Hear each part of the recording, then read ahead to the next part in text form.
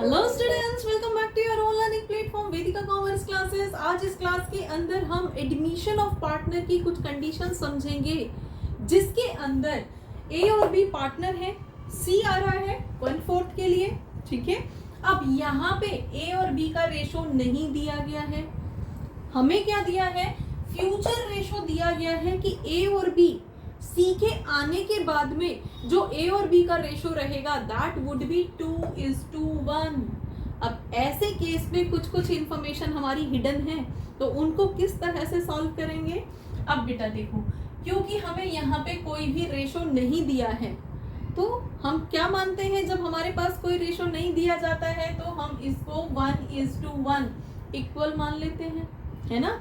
अब सी आ रहा है 1/4 के लिए, हमें यहाँ पे प्रॉफिट भी नहीं दिया गया है, तो हम जैसे हमेशा पहले की तरह करते हैं, तो हम प्रॉफिट को 1 मान लेंगे, 1 अज्यूम कर लेंगे। ठीक है, तो हमारे पास सी का शेयर कितना है, 1/4 है, तो रिमेनिंग शेयर कितना रहेगा हमारे पास, रिमेनिंग शेयर ऑफ प्रॉफिट हमारे पास रहेगा 1 - 1/4, क्योंकि 1/4 तो सी ले लेगा। तो बेचारे ए और बी के लिए कितना बचेगा, जब हम एलसीएम लेके सॉल्व करेंगे तो 3/4 पोर्शन बचेगा ए और बी के लिए। इसका मतलब क्या है, ए और बी इसमें से बांटेंगे। ठीक है, अब यहाँ पे देखो बेटा, हमारा जो है ए और बी का रेशो भी चेंज हो रहा है। पहले रेशो था, कुछ भी नहीं दिया था, मतलब 1:1, मतलब इक्वल। ठीक है, लेकिन साथ के साथ हमसे ये भी बोल दिया गया है कि अब सी के आने के बाद वो अपना शेयर 2:1 करेंगे, मतलब कि अब पुराने रेशो में नहीं बांटेंगे।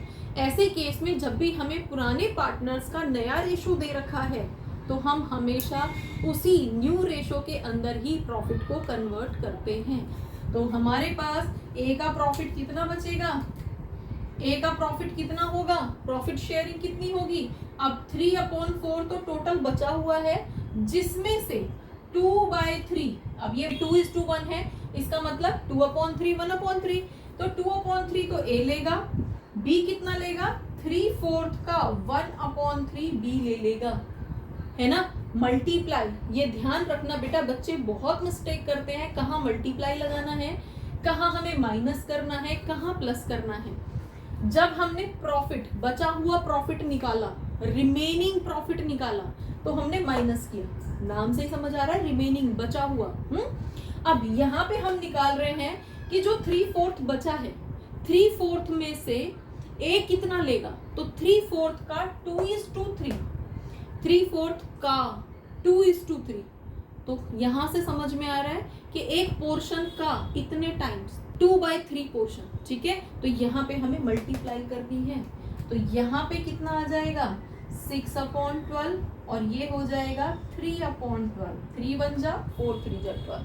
ठीक है, तो ये हमारा ए और बी के न्यू रेशो निकल के आ गए हैं।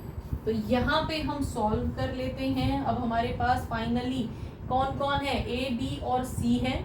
ए का रेशो निकल के आया 6/12, बी का रेशो निकल के आया 3/12, और सी का रेशो था हमारे पास 1/4।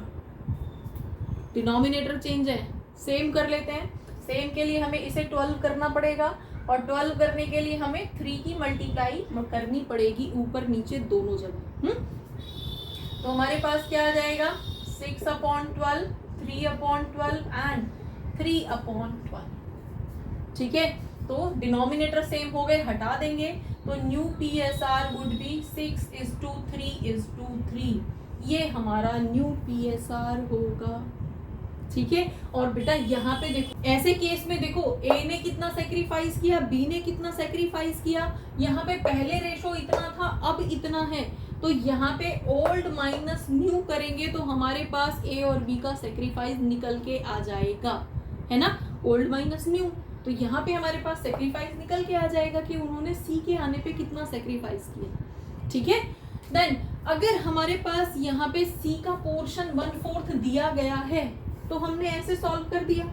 लेकिन अगर नहीं दिया गया होता तो कैसे सॉल्व करते हैं, इस वीडियो के अंदर दिखाया गया है, आप उसको कर सकते हैं, आप उसको देखिए, आपके कॉन्सेप्ट यहाँ पे क्लियर हो जाएंगे, क्योंकि छोटी छोटी चीजें होती हैं जहाँ पे बच्चे मिस्टेक करते हैं। तो होपफुली आपको ये समझ आया होगा।